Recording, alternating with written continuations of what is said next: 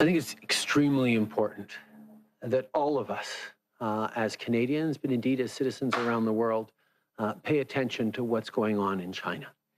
The systemic abuse and human rights violations against the Muslim Uyghurs, the concerns about the situation in Hong Kong and Tibet. These are things that matter not just to people living in China, but to people around the world. And we are very, very pleased to see not only our strongest allies in the G7 and in Europe align themselves with Canada's position, but a total of 44 countries from all different corners of the world highlighting that it is of all of our concern to be speaking out against human rights abuses everywhere around the world, and particularly in China in this situation. In Canada, we had a Truth and Reconciliation Commission. Where is China's Truth and Reconciliation Commission? Where is their truth? Where is the openness that Canada has always shown and the responsibility that Canada has taken for the terrible mistakes of the past and indeed many of which continue into the present? We have over the past 6 years recognized that the relationship with Indigenous Canadians had been broken over generations and centuries and needed to be fixed. And that started with recognizing the truth and moving towards reconciliation, both things that are still very much works in progress.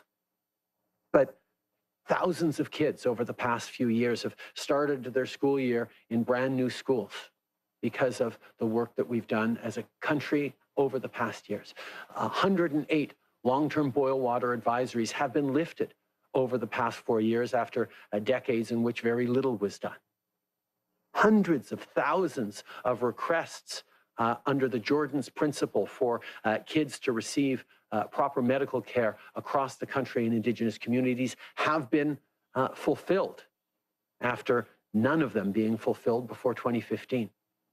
We have made progresses on protecting languages, on ensuring that kids don't get removed from their communities when they're at risk, that communities continue to promote language and culture in a way that over the past while has done a very good job of highlighting not what we've done, but how much more there is to do. And we know that in this country.